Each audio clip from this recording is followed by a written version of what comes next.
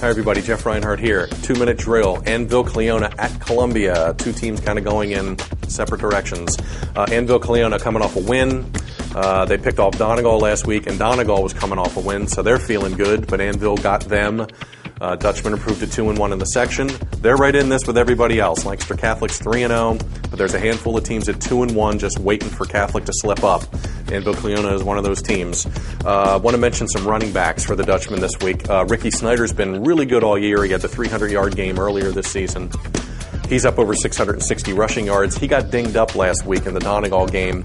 Anthony Lantini comes in.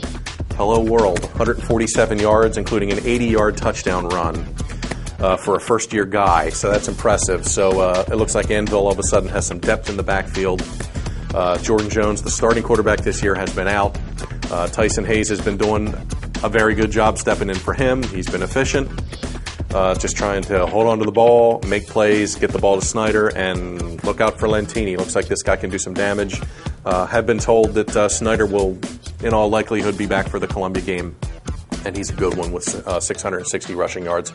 One of the best in the league. Another good season for Ricky. Columbia, tied, still winless. 0-3 in the section, 0-6 overall. Unfortunately, the numbers to share with Columbia are all kind of negative. 50 penalties, that's the most in the league. 19 turnovers, that's tied for most in the league. Minus 12 in turnover ratio, that's worst in the league. Columbia's given up over 400 yards per game, and the Tide has given up 275 points this season. That's the most in the league. So, the numbers are not so much fun for Columbia, but they're doing some things. The last 2 weeks, 20 points against Elko, which was undefeated, and then 26 points last week against Northern Lebanon. So it looks like the offense is finally starting to click. 4 kids took snaps last week in the Northern Lebanon game, which is kind of odd, but 4 kids were under center. Seth Lefevre had his best game, and he didn't even play the whole game.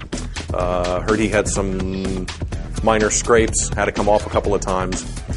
But he passed for 187 yards last week in his best game so far for the sophomore. So it looks like Columbia's offense is getting on track, which is a good thing because their defense has not been so hot. Like Annville here, like Snyder, like Lantini, like the way they're going. I think their running attack may just be enough of a handful for Columbia to deal with, and that's been Columbia's Achilles. It's just been stopping people. And Annville's really been getting the job done on the ground. So I think Annville marches into Columbia, gets a win, goes to 3-1, and hopes anybody, can knock off Catholic here in the last 4 weeks. And they're right back there at the top. So we'll go Dutchman here on the road. Columbia continues to improve. They're scoring points. But I think Annville gets this one done. Take the Dutchman on the hill. We'll go Annville here.